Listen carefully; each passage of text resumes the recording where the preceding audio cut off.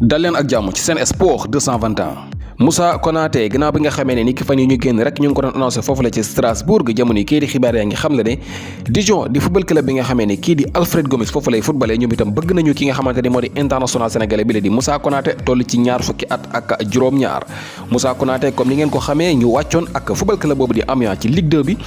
waaye nag ñaari club bu Ligue 1 yi di Strasbourg ak Dijon jamono ñu ngi xëccoo bu métti ngir mën a am international sénégalais bi le mercato yi nag comme ni ngeen ko xamee li ci des daanaka buñ koy xayma ci fukki fan lay toll mbaa lu ko manqué le 5 octobre bi ñu dëkkmal ci la marché bi war a tëj waaye daal ñi nga xamante ne ñoo di waa Dijon bëgg nañu renforcer seen attaque bi balaa boobule te ci kaw loolu buñ sukkandikoo ci kayiti xibaar yi bëgg nañu am ki nga xamante ne moo di Moussa Konaté nekk foofu la ci Amiens toll ci ñaar fukki at ak juróom-ñaar njëg gi nag buñ koy xayma li ko war a génne foofule dina toll ci 5 millions d'euros bu ñu koy xayma ci suñu xaalis mu war a toll ci 3 milliards 27 millions de francs CFA.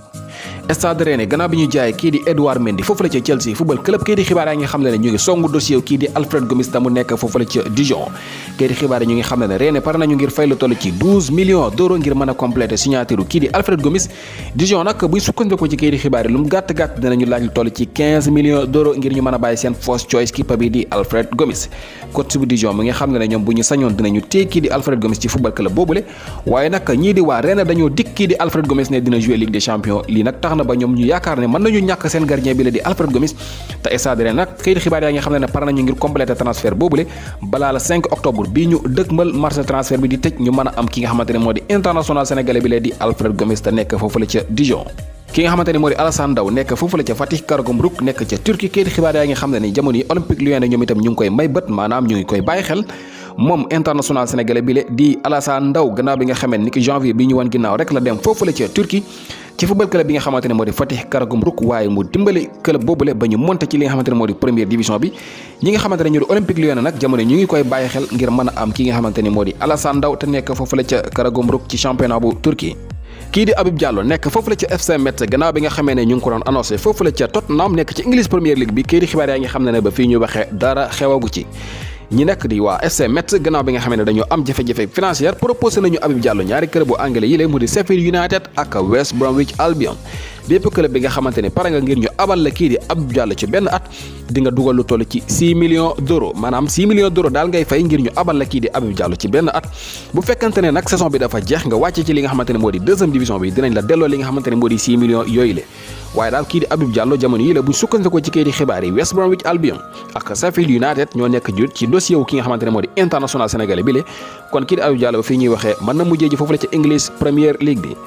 dañu koy jeexale ak weekend de Lyon kii di Moussa Wagué gannaaw bi nga xamee ne ni ki fan yu ñu génn rek la jógee foofu la ca FC Barcelone dem fi nga xamante ne lañu wax PAOK Salonique joué na matcham bu njëkk kii di Moussa Wagué titulaire la woon ci weekend bi waaye dañoo match nul kenn dugalul sa morom benn bal moom Moussa Wagué gannaaw bi nga xamee ne dem na foofu la ca Grèce ak football club bi di PAOK Salonique kii di Edouard Mendy moom itam gannaaw bi nga xamee ne dem na foofu la ci Chelsea football club am boobule dañoo match nul ci weekend bi ñetti bal ci ñett seen diggante ak West Bromwich Albion moom Edouard Mendy nag bokkuloon ci jongante yooyu la kii di Willy Caballero moo nekkoon ci camp yi Kepa Arrizabalaga moom mu ngi woon ci banc bi Edouard Mendy nag kon ñii di waa Chelsea football club yàkkamte nañu loolu ngir mu jël camp yi gannaaw bi nga xamee ne ñu ngi encaissé bii nu mu waree ki nga xamante ne moo di Cheikhou Kouyaté moom itam dugal na bii bu njëkk ci saison 2020-2021 ci jongante gi doxoon seen diggante Crystal Palace ak Everton nag moo dóor Palace ñaari bal ci benn waaye benn bal bi nga xamante ne Crystal Palace dugal nañu ko kii di Cheikhou Kouyaté moo ko dugal Mame Biram Diouf moom itam dugal na bii bu njëkk ak football club bi nga xamante ne moo di Hatay Sport mi nga xamante ne ni ki fan yi rek la fa dem nekk foofu la ci Turquie Hatay Sport ñoo dóor Kassim Pasa di ancien club bu kii di Mbaye Diagne ak kii nga xamante ne moom la ñuy wax Mame Baba Thiam Mame Biram Diouf moo dugal benn bal bi tax Hatay Sport dóor Kassim Pasa benn bal ci dara bu dee Salif Sané nag ak Schalke 04 ñoom dañoo ñàkkate beneen yoon comme ni ngeen ko xamee seen match bu njëkk bi Bayern na dañ leen dóoroon juróom-ñetti bal ci dara waaye nag ñàkkate nañ ni ki démb ci geneen jongante gi nga xamante ne doon nañ ko joué bu sukkandikoo ci kayiti xibaar Schalke 04 11 match yi nga xamante ne mujj nañ ko joué ci Bundesliga bi am nañ ci lu toll ci juróom-ñeenti défaite ak ñaari match nul encaissé lu toll ci fanweeri bal ak benn dugal lu toll ci juróom-benn bal képp du gagné wuñu benn match ci 11 match yi nga xamante ne mujj nañ koo joué ñoom Schalke 04 buñ sukkandikoo ci kayiti xibaar nag dàq nañu seen entraîneur bi gannaaw bi nga xamee ne dañoo ñàkkaat ni ki démb Sadio Mané nag moom joué gul moom war na joué ñi nga xamante ne moo di ci altine bi seen diggante ak Arsenal lay doon diggante Liverpool ak Arsenal comme ni ngeen ko xamee mu commencé li nga xamante ne moo di saison ak ñi di waa Liverpool dooroon leen ci li nga xamante ne moo di Community Shield bi gannaaw bi nga xamee ne benn ak benn la ñu demee woon te ñu gagné woon Liverpool ci penalty